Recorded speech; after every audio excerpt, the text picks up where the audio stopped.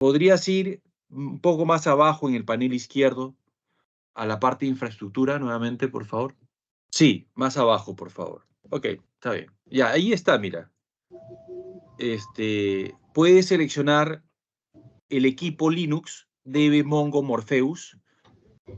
En el panel de la izquierda aparece, correcto, es correcto. Mira, ahí te está mostrando información de sistema operativo, ¿ok?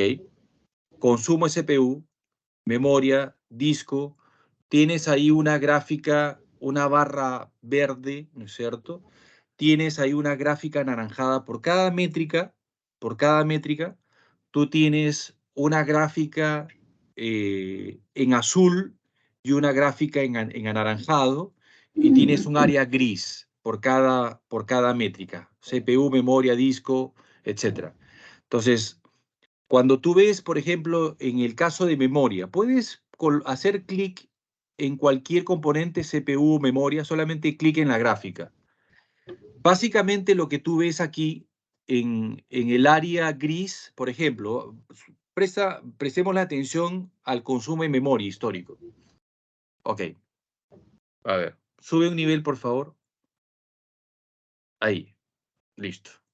Por ejemplo, en el área de memoria, en la gráfica de memoria, tú tienes una gráfica azul, una curva azul, que básicamente corresponde a la utilización de memoria en el rango de tiempo que estamos analizando. Por defecto, la última hora. Es casi una línea horizontal, ¿no es cierto? La gráfica es una recta horizontal. Pero tú ves que alrededor de esa gráfica azul tienes como un área gris. Esa área gris corresponde al baseline que Foglight está capturando para el consumo de memoria de este servidor, y esa información la captura, la trae como, bueno, de la información histórica, ¿no? En cuánto ha estado el rango mínimo y máximo, ¿no es cierto? Rango mínimo y máximo de consumo de memoria para este servidor.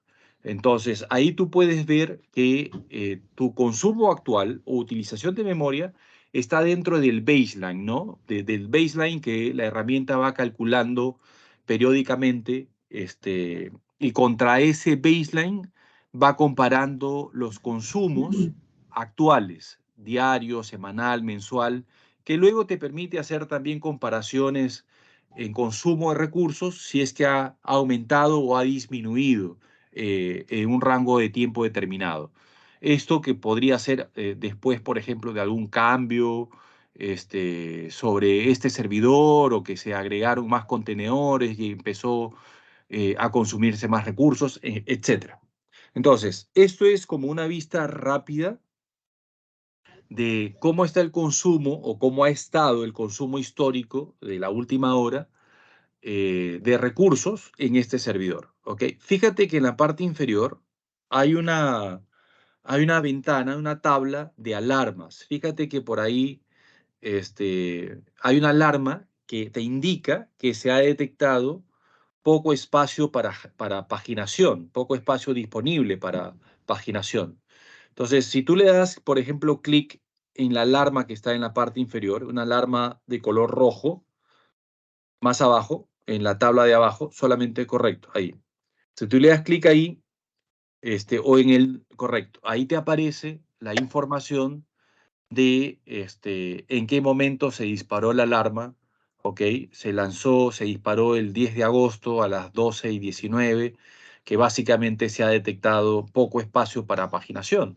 A nivel de infraestructura es crítico, ¿no? Porque por ahí puede ser crítico, puede ser una situación crítica, porque nosotros hemos visto, como tú comprenderás, situaciones en las que ciertos servidores tienen poco espacio para paginación, empiezan a hacer swapping y muchas veces no responden los servicios.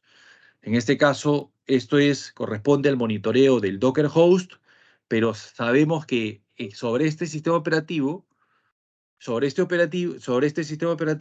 tienes procesos correspondientes a los contenedores que están corriendo, ¿no?